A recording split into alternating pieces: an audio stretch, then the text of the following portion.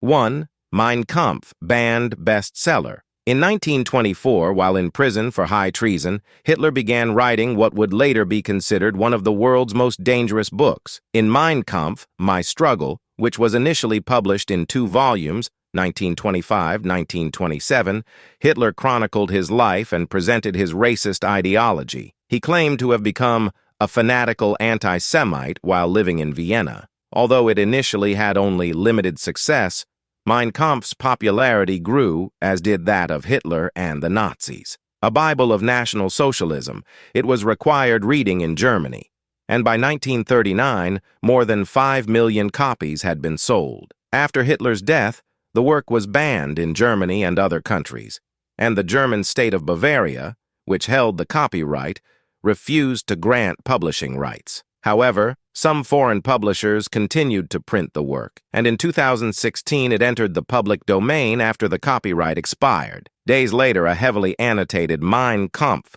was published in Germany for the first time since 1945. It became a bestseller. 2.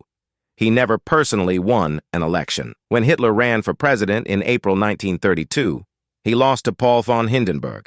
However, in the federal election of June that year, the Nazi Party won 37% of the vote, becoming the largest party in the Reichstag. In the absence of a majority government, Hindenburg appointed Hitler as Chancellor in January 1933. As Chancellor, Hitler suspended civil liberties in February after a fire in the Reichstag of which a communist was accused. Having gained a majority in the Reichstag in March, the Nazi Party were able to pass the Enabling Act, handing dictatorial power to Hitler, who could now enact laws without the Reichstag or presidency. The offices of President and Chancellor were eventually merged on Hindenburg's death in 1934, and Hitler became Führer. 3. He never visited an extermination camp. The Holocaust is surely the most appalling legacy of his rule, but it is extremely unlikely that Hitler ever actually visited any of his death camps. Although his culpability as the architect of the final solution is beyond doubt, it seems he was happy to conduct the genocidal project at arm's length. 4. He survived numerous assassination attempts. It is not clear how many times an attempt was made on Hitler's life, but it's safe to say that he survived well over 20 assassination attempts. Even before he became Chancellor, Hitler was shot at on several occasions. He was shot at as early as 1921 in a Munich beer hall brawl with political rivals. Later attempts included bomb plots by carpenter Georg Elser in 1939, who missed Hitler by only 13 minutes, and German Army Colonel Klaus von Stauffenberg in 1944. 5. He was Time's Man of the Year in 1938, a mere year before he led Germany to war.